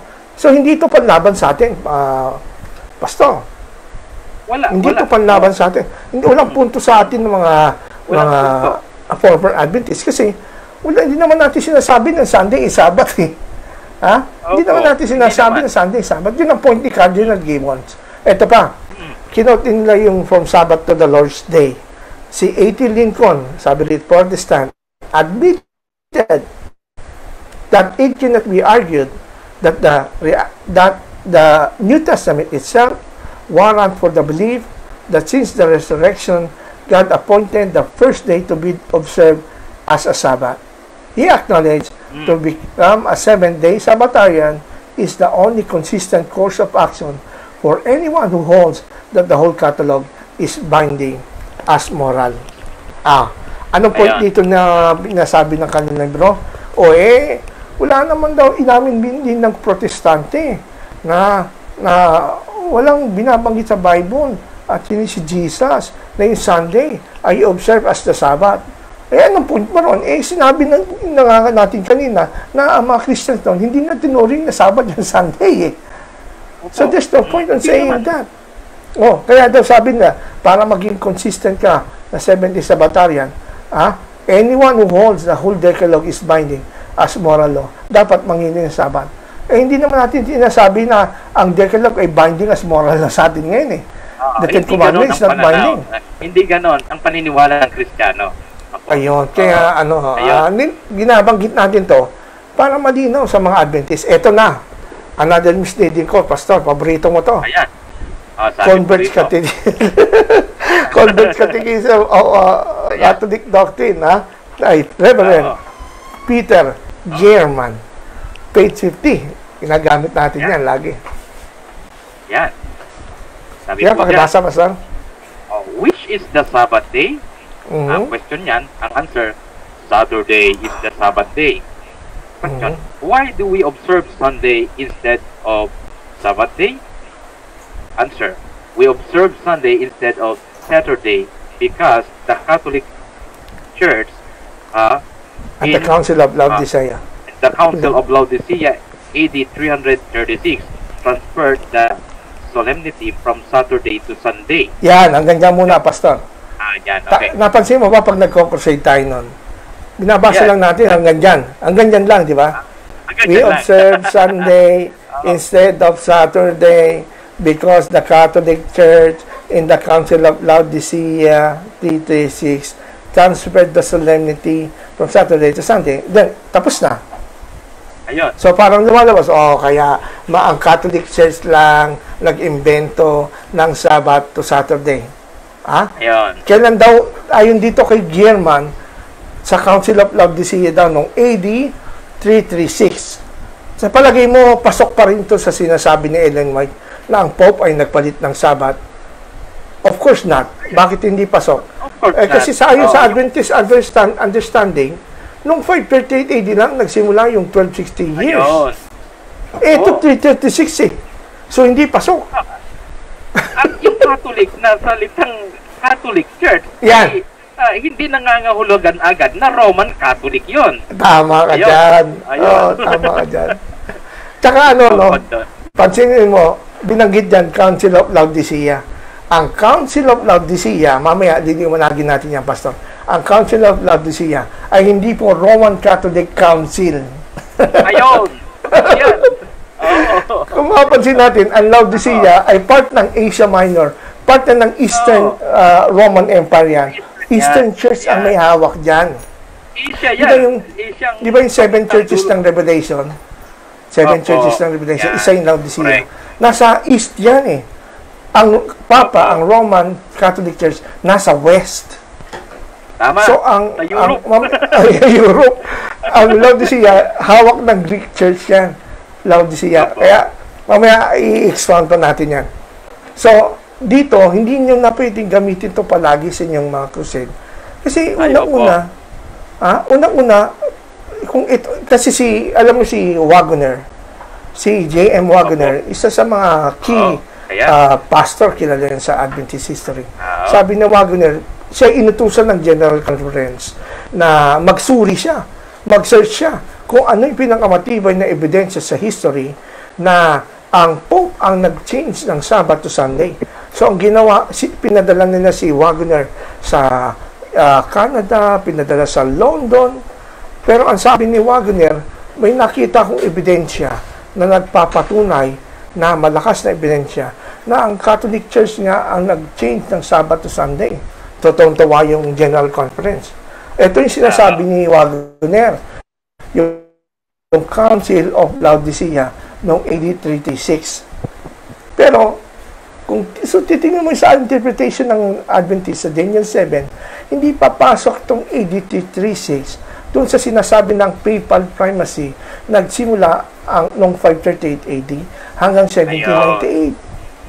Di ba, Pastor? Hindi pasok. So, hindi pa rin. Hindi pa. Tsaka besides, mamaya, papakita natin, hindi ito Roman Catholic Council at ang totoo yan, sa Council of Laodicea, hindi nga umatin dyan yung Pope ng Rome. Hindi umatin dyan. Ang Pope during this time, si Liberius. Hindi siya umatin. Hindi nga niya alam itong meeting to. Mamaya, papakita natin yan. Ito ngayon point ko, Pastor. Pinuputol dyan ng mga Adventist eh. So, they transfer Saturday to Sunday. Kaya, mga kaibigan, magpabautismo na kayo sa Adventist. Dahil yung Sunday, mark of the beast. Ha? Yan ay Catholic ng invento. Ganyan yung style ko nun eh. Kaya ang dami nagpapabaptize na. Nahawa nga ako, dami ko naloloko eh. Ngayon, ituloy natin. Ito yung, bakit hindi na tinutuloy ito sa Converse Catechism ni Peter German? Tuloy mo, Pastor, yung question. Why did the Catholic Church substitute Sunday for Saturday?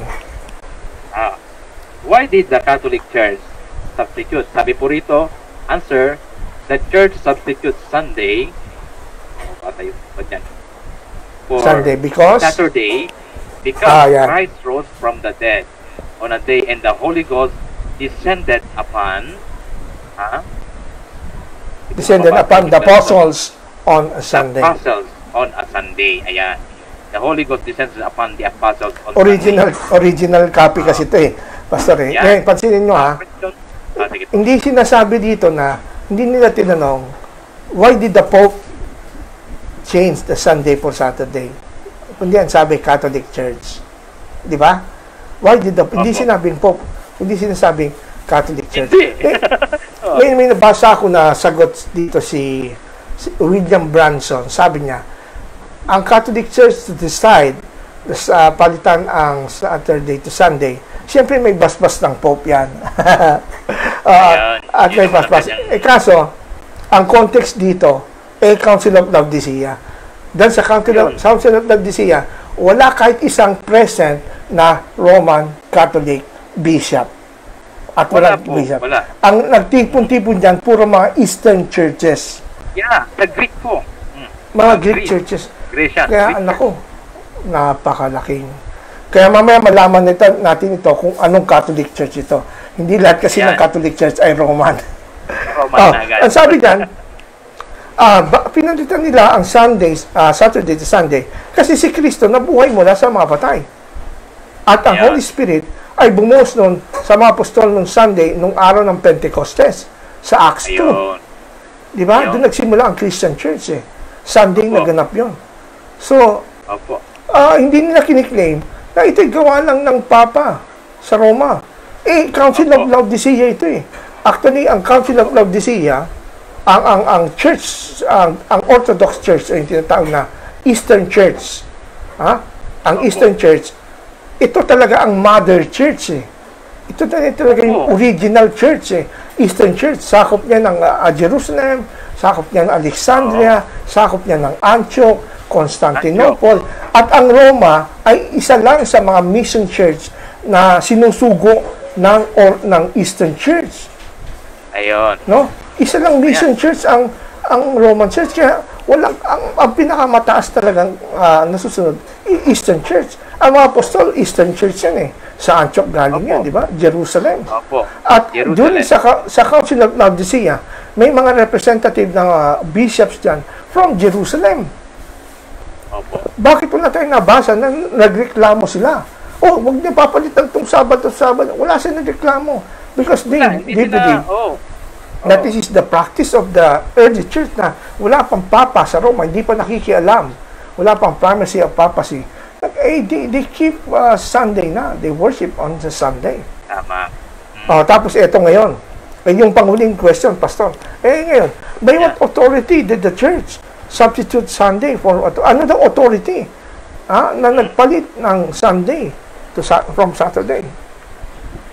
Sabi dyan, the church substituted Sunday for Saturday by the plenitude that the divine power of Jesus Christ bestowed upon her. Kita nyo? Dito ba, Pastor, sa mga sinasabi na kinakot lagi ng Adventist, paborito ito eh. Lahat ng slides ng mga crusade sa PowerPoint, meron ito eh. Meron ba dyan sinabi dyan na Pope ang nagpalit ng Saturday sa Sunday? Sinasabi ba dyan na Peter German ng authority ng pagpapalit ng Sunday Saturday ay sa Pope? No. Wala po. Sabi dyan, it is by the plenitude of divine power from Jesus Christ bestowed upon her. Kita nyo na. Kaya nga, ang challenge natin sa mga kaibigan natin Adventist, maghanap kayo ng mga evidences. outside the Roman Catholic nagpapatunay na historical, si Bakyoki walang makita eh. Si Bakyoki, historian yan, sa Andrews University. Wala siya makita eh. Na ang Pope nagpanit eh. Buti si Ellen White nakita. Pangitain naman pala yan. Guni-guni. Pwede. Kasi pag guni-guni, pwede makita mo kahit hindi nakikita eh. Diba? Yan ang problema. Ngayon. Ayan ang malaking problema. Ito ngayon. So, tanungin natin, Pastor. Tanungin na lang natin yung mga Catholic Church. Kiniklaim ba nila na ang Pope ay nag-change ng Sabbath to Sunday? Itong babasahin natin ngayon ay tinatawag na the Catechism of the Council of Trent. Ang Catechism of the Council of Trent, ito yung pinaka-authoritative catechism ng Roman Catholic Church. Bawat mga nako-convert na mga believers, nako-convert sa Catholic Church, nagpuput an oath, sumusumpa dito. Catechism of the Catholic Church. Ito yung unang-unang sumagot sa Reformation Council of Trent, di ba? Ano bang stand ng Roman Catholic? Did they believe na ang Pope ang nag-change ng Sabbath? Gaya na siniklaim ng pangitain down ni Ellen White at ng mga Adventist defenders? Ano sabi niyan, Pastor? Page 26465. Sabi po rito, the Sabbath was kept holy from the time of liberation of the people of Israel from the bondage of Pharaoh. The obligation was to cease with the abrogation of the Jewish worship, of which it formed a part, and it therefore was no longer obligatory after the death of Christ. Next. Sabi dyan, the apostles therefore resolved to consecrate the first day of the week for the divine worship and called it the Lord's Day.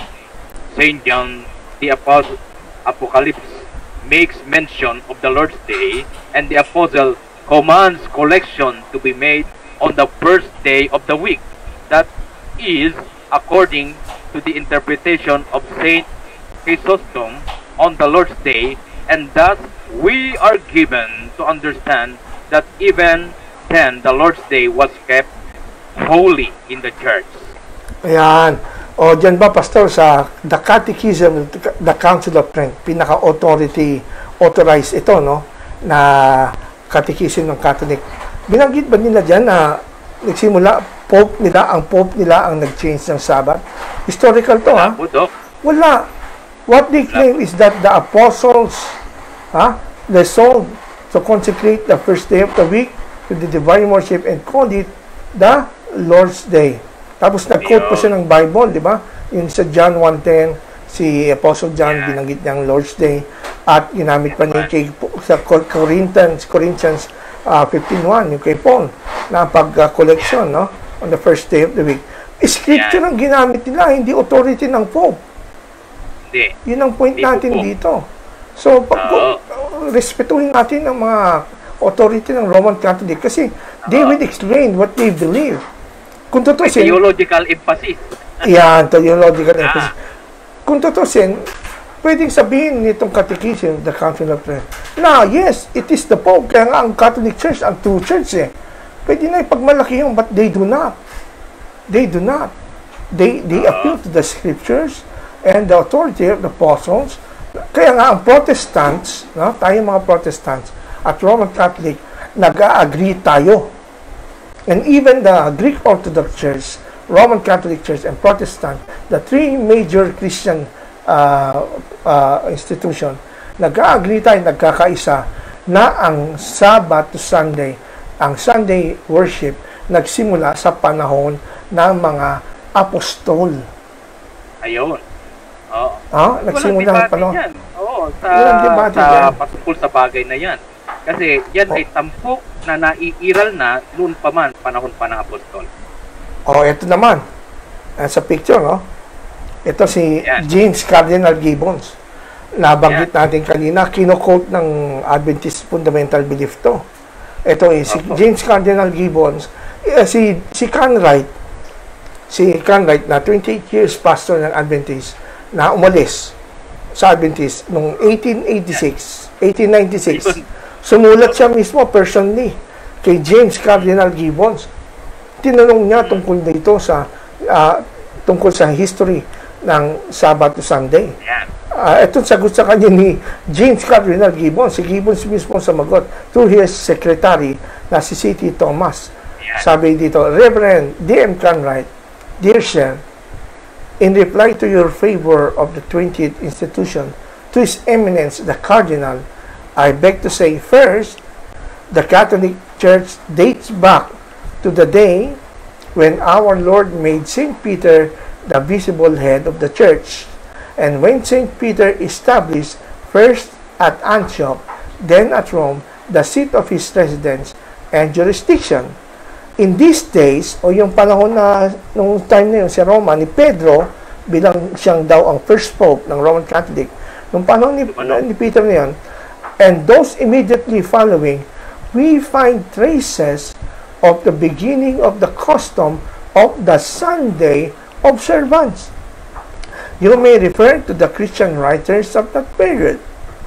Confer to Ignatius, to the Magnesian, Justin Martyr, Tertullian. All these writers speak of the Sunday as the Lord's Day.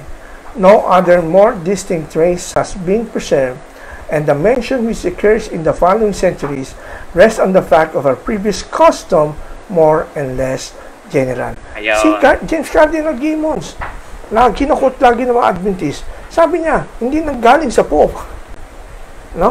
Siguro, galing yun ng first century. Sa bagay, sabi kasi ng mga Catholic, ang kanilang unang-unang Pope si Peter. Sabi nga nila, during the first century, Peter was the visible head of the church. Kaya, nung nagpalit ng Sabbath to Sunday, si Peter siguro yon. Kasi they believe Peter is the first Pope. Pero tayo, hindi tayo naniniwala doon na si Peter ang first Pope at the infallibility of the Pope. Claim lang nila yan. It was only their claim. Pero hindi lahat ng claim ng Catholic tinatanggap natin, di ba, Pastor? Ayun, kaya nga may Protestantism. Roman Catholics make all kinds of false names kasi, di ba? Halimbawa, the Roman Catholic Church, the Roman Catholic claims is the only true church. Naniniwala ba tayo dyan? Siyempre, hindi. Of course, hindi. Peter was the first Pope of the Holy Roman Catholic Church. Name din niya yan. The present Pope of Rome is the lineal, divinely appointed successor of Peter. Apostolic succession. We don't believe that. The Pope of Rome is the vicar of Jesus Christ upon the earth. No. The Pope is infallible. Di claim nila yan. Ito ba claim nila? All including Adventists, outside of Catholics, are heretics. Claim nila yan. Pati tinatanggap ng Adventists. Ito pa. Protestants are indebted to the Catholics for the Holy Scriptures as it is given to them. Claim ng mga Catholic, kayong mga Protestant, nakikibasa lang kayo sa Bible. Kami ang gumawa ng Bible. Claim lang nila yun. Ito pa, the Catholic priests have authority to forgive sins. Claim lang din nila, we don't believe that. Ito pa, kiniklaim din ng Catholic, the Roman Catholic Church changed the Sabbath from 7th day to Sunday, the first day. Claim din nila yun. Ba't ito ang pininiwala ng Adventist? Ba't ito lang pinaniwala na? Dapat lahat tanggapin na nila. Bakit yung claim lang ng nila yun? Bakit yung claim lang ng Catholic na sila nag-change ng Sabbath to Sunday? Ba't yun ang pininiwalaan? Dapat tanggapin nyo rin na Roman Catholic Church ang unang true church at si Pope ang unang Papa. Ba't din nyo tatanggap? Masyado kayong selective. Hindi kayo naghahanap ng katotohanan. May problema. Yung reference nila, yung reference nila, dapat na-Catholic Church, dapat paniwalaan nila. Kaso kinokontra rin nila. Ayun, kinokontra nila yung mga nabanggit. Okay? Ito yung sinasabi ko kanina, Pastor. The Council of Laodicea is not a Roman Catholic Council. Ayan, tama yan po, Doc. Number one, because Laodicea is not Rome. It is situated in Asia Minor, 1,000 miles east of Rome. It was in Asia, not in Europe. Di ba? It was Eastern, not a Western town. It is an Oriental, not a Latin city. Greek to Kaya nga, New Testament natin, Greek di ba? Ang New Testament Greek. Kasi sabi nga ng Catholic, sila daw gumawa ng Bible, Latin church sila. Bakit Greek ang salita sa New Testament, hindi Latin? Yun ang problema ng nakikri. It was a Greek, not a Roman city. Number 3, the Pope of Rome did not attend this council at Laodicea in AD 364. Number 4, the Pope did not attend nor send a legate or delegate on anyone to represent him. It was held without even their knowledge or consent. Number 5, at this early date, AD 364, the popes, or rather Bishop of Rome, had no authority other bishop. Kasi nga sabi ng Adventist 538 AD pa lang, nabigay sa kanya ang authority at the head of all churches. So, paano mo sasabihin na binago ang Sabat noong 364, wala pang authority ang Western Roman Church. Yan ang problema Number 6, Liberius was the Bishop of Rome at the time of this Council of Laodicea. Si Liberius was degraded from his office and banished and treated with the utmost contempt. And he was the Pope who proposed to change the Sabbath at the council of this Eastern Bishop. Pero wala si Liberius nun dinepose siya So, authority ng Pope yung sa Council of Laodicea. 7. Finally, in the Council of Laodicea, if the Council of Laodicea changed the Sabbath, as Adventist says, then it was changed by the Greek Church instead of the Roman Church. Changed by the Eastern Church, over which Rome has no authority. It was changed before the papacy was established by a small local council which neither the Pope nor any of his servants attended. The absurdity of this game is manifest without further argument. Totoo naman. Kung totoo sa Council of Laodicea, tinatanggap niya, sabi ni Wagner, yan ang pinakamatibay. Hindi Pope ng Roman Church ang nag-change ng Sabbath, kundi yung Eastern Church, yung Greek Church ang nag-change ng Sabbath. Nilitaw na mali yung pangitain ni Ellen G. White. Oo nga. Bishop of Rome, sabi doon sa mga bagong Great Controversy, hindi Pope, Bishop of Rome. So, another claim na mali na naman. False prophet si Ellen White. Ito page 293 ng Fundamental Belief. Hindi na natuto itong mga kapatid natin Adventist. Nirevise na itong Fundamental Belief ng 2005. Ginawa ng 28. Pero kita mo pa rin yung sinasabi nila. Ang sabi rito, sa page 293, several decades later, the church followed his example. The Council of Laodicea, AD 364, which was not a universal council, but a Roman Catholic one, issued the first ecclesiastical Sunday law. Ginuhitan ko rito, sabi ng Fundamental Belief ng SDA, the Council of Laodicea ng 364, Roman Catholic na. Nakita na natin sa history na ang Laodicea hindi part ng Roman Western Church yan. Hindi po part ng Western yan.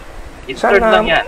Eastern, sana buksan ang mga isip nyo, niloloko na kayo ng Fundamental Belief. Baw lang kayo ng baw. Opo, tama po. Sige po. Para tuloy yung mga kapatid natin, Iglesia ni Cristo, pagsasamba. Si Manalo ay sugo. Opo, siya ay sugo. Mula sa wala yung sila. Siya nga po. Ganun ang style pala. Pag hindi kayo nag-aaral, yan yung mangyayari sa inyo. Ito ngayon, Pastor. Isa sa mga misleading quotes. Ginagamit ko ito. Pagka binabasa ko ito sa crusade, kinikilabutan talaga, goosebump talaga ako. Kasi, napipil ko, wow, totoo pala ang Seventh-day Adventist. Ito'y galing sa St. Catherine Catholic Sentinel. Pare ang sumulat nito. Ang sabi niya, ang ganda nito.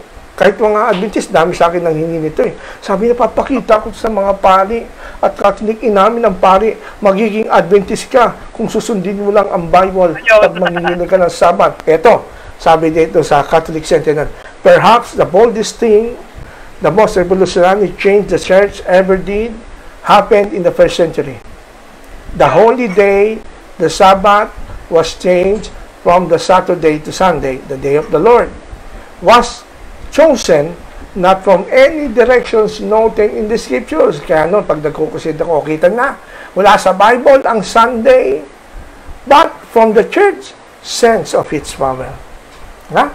Kaya sabi rito, people who think that the scriptures should be the sole authority should logically become Seventh-day Adventists and keep Saturday holy. Palakpakan yung mga audience ko niyan. Tapos yung mga candidate for baptism, talagang napapatulala. Tapos mag-a-appeal na ako, sige, pumasok na kayo dito sa Adventist. Sino magpapabaptize? Kasi kailangan mag-i-Adventist kayo. Itong ginagamit kong pang-appeal nun pero sabay apilan ang awit. sabay I surrender all. As iiyak. Pero mabira. Ngayon ko lang na-realize, matinding manloko pala ako noon. Hindi honest. Alam mo, anong misleading quote dito na hindi hindi dinidiin ng mga pastor na nangangaral, ng mga evangelists. Eto. Alam mo kung ano? Eto. Nakita mo pagkakaiba? Nung una, hindi ko naging ng marka kasi hindi mo halata kung kailan naganap yung change yung Saturday to Sunday. Pero ito, hinighlight ko. Ito hindi na-highlight. Ako, hindi ko na-highlight yan noon. At hindi ko lang din napansin, ay, oo nga, ano. Kasi ang sabi pala dyan, yung the change, the Sabbath was changed from Saturday to Sunday. Perhaps the boldest thing, the most revolutionary change the church ever did happen in the first century. Yung change ng Sabbath Sunday, nangyari nung first century. Consistent ito sa mga binasa natin na Catholic Council of Trent Catechism, pati yung sagot ni Cardinal Gibbon tungkol sa origin ng Sunday. Hindi pala sa Pope. It was in the first century. Samantalang ang sabi ni Ellen White, ang papacy, based on the fulfillment of prophecy during 725, magsisimula lang yan, ang change ng Sabbath, from 538 AD hanggang 1798. Yung Council of Laodicea, 336, hindi pasok dun sa 538 AD. Oo, nagkawindang-windang na sa history. Ang layo. Ang layo. Diba? Ay, sabay gagamitin pa si Constantine. Oo. Alright, so dito na tayo sa ating conclusion. Ito na-observe ko. Hindi Pope ng Roman Catholic Church nag-origin ang Sunday. The Sunday observance began in the East. Kaya nga Council of Laodicea, di ba? East yun eh. The change of the day was made in the Eastern Church, Greek Church, in the time of the Apostle, and was carried to Rome, not from Rome to East. Pag anbiti susundin mo, from Rome to East. Pero from East to Rome, from the Eastern Church to Rome. Number 2, we all know from the book of Acts, the Christian church began in the East, in Asia, not in Rome. It started in Jerusalem, in the East, then it spread over Judea, Samaria, Asia Minor, Greece, Egypt, Damascus, and far off Babylon on the Euphrates. Rome and West came later. Sa East muna, nag-focus ang pangangaral at nagsimula ang pangangaral ng mga apostol. Number 3, Jesus and all the apostles lived in the East, where the Greek language was spoken.